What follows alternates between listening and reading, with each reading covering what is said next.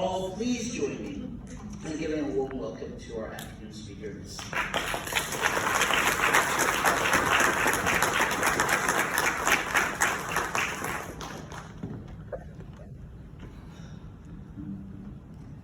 Thank you, everyone, for receiving me. A little more about me. Advocacy has had a very big influence on my life, especially in my late adolescence, I would say early preteen age. I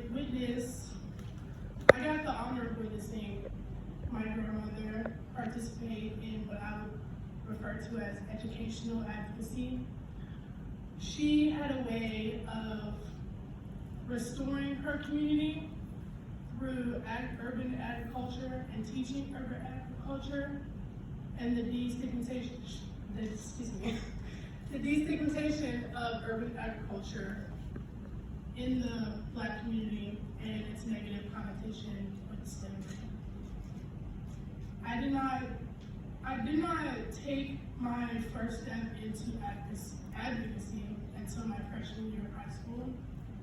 And in my freshman year of high school, which was 2019, 2020, we all witnessed the era of more than major police coverage media coverage of police brutality. And it pained me seeing so many Black families hurt and in anguish as children and fellow Black people were murdered by a system built to protect. It was a pain that I couldn't understand, nor could I even begin to imagine. I did not know that I would be here today, and I'm very proud of myself for the steps that I took to get here. Would you proceed, please? Proceed once more. Activism has always been relevant to any cause, whether revolutionary on a national scale or speaking up against bullying in a local school. It has always been essential to making any change for the better. Unfortunately, there are a selected few people that are truly devoted to advocacy and what they're advocating for. Instead, they advocate under the notion of being an ally for the sake of looking good in reputation. This act is called performative activism, and it is a bigger issue than what it seems. Proceed. Performative activism can be defined as activism done for the purpose of upholding a reputation rather than one's honest devotion to a cause. Also known as activism without a substance. It usually involves a lot of preaching, but not enough practicing. It involves a lot of speech about a cause, whether you're for or against it, but never has any substantial action taken to prove that it's what you're fighting for. Performative activism can be demonstrated in these terms. Proceed, please. Proceed once more. Advocacy is a series of passion-driven decisions and actions. To characterize someone as an advocate is to deem that person as devoted to the cause they're advocating for or against. The theme of this symposium is a very important one because it highlights the importance of advocacy in relation to reconciling the trauma that our community has suffered. The Tulsa Massacre is not the only instance in which a vibrant, bustling Black city has been targeted with the infliction of mass genocide and violence on behalf of racist white society. Cities like Oscarville, Georgia, Coahuila, Alabama, and Seneca Village, New York, a refuge city for those from York Hill, were all racially cleansed, drowned, and bulldozed to become what is today Lake Lanier, Lake Martin, and even Central Park.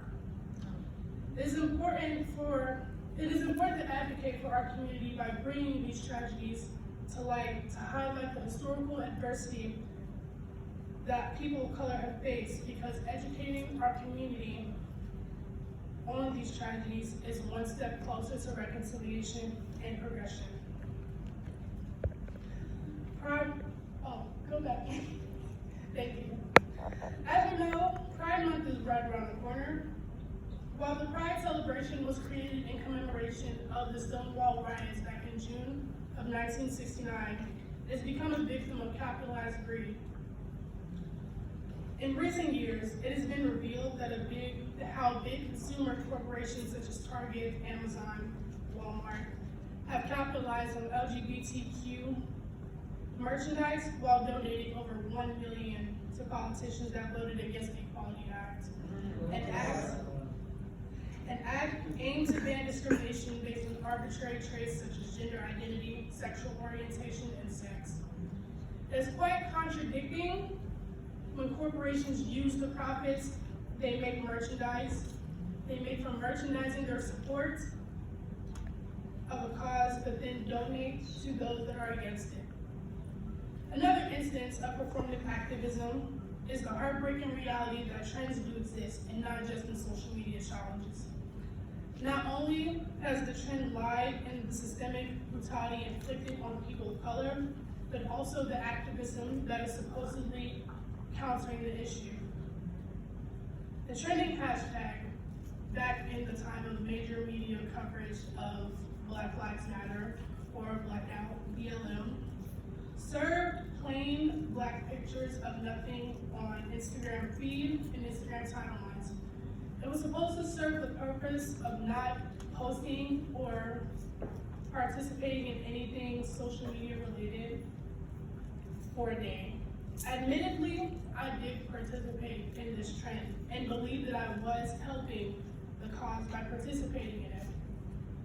This in reality helped nothing, because during the era of mass coverage of George Floyd and Breonna Taylor cases, what we needed in that moment was mass media coverage and mass information spread, and ways to contribute to both of these victims getting their justice, which did not happen until a year after the fact.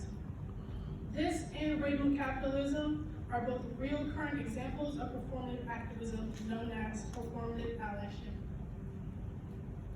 Proceed, please.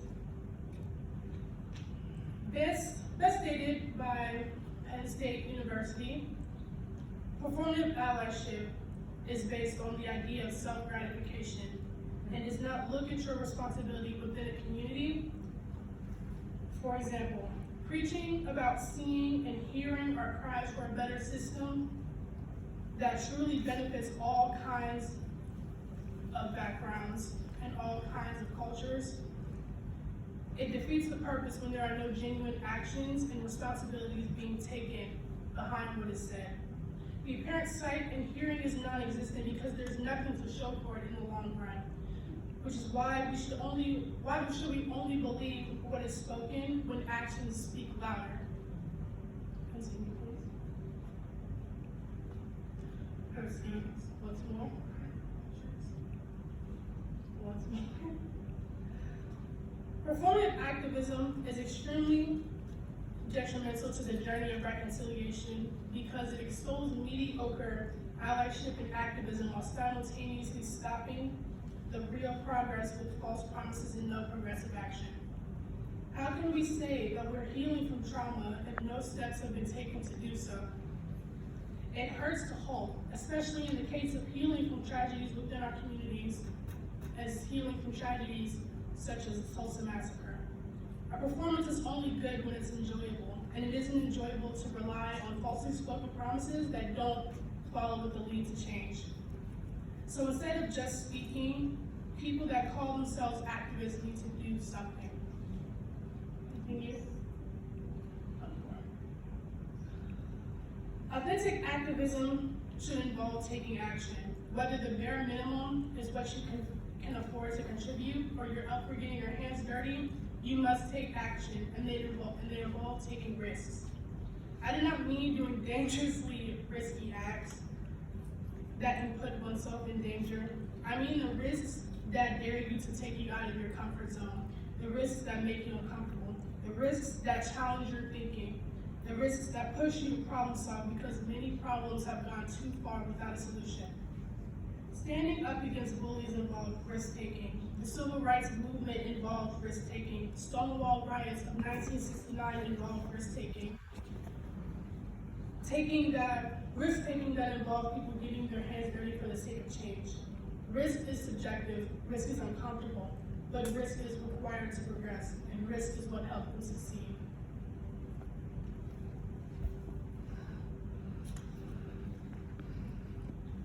Now that we've seen it all, the most important thing to do is to reflect.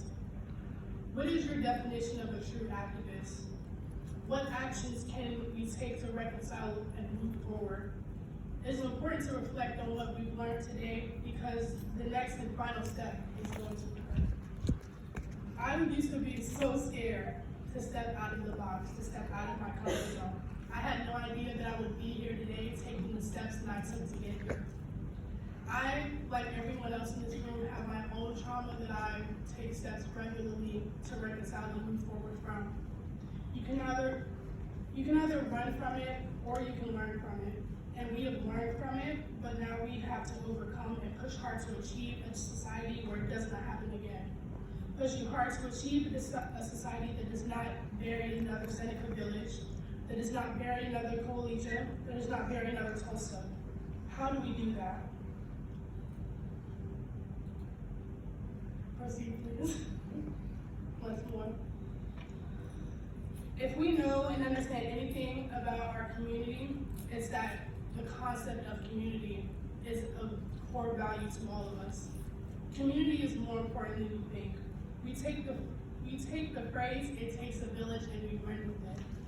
But we need to apply that to this current conversation. It takes a village to make a change. It takes, especially for the change to be genuine. One of the reasons we cannot heal from trauma is because it is unbeknownst to many.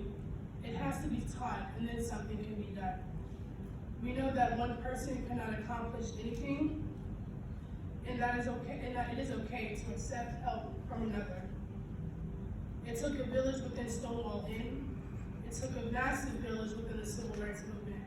We are a community that has suffered and will be a community that reconciles and truly advocates for what we deserve, because we do deserve it.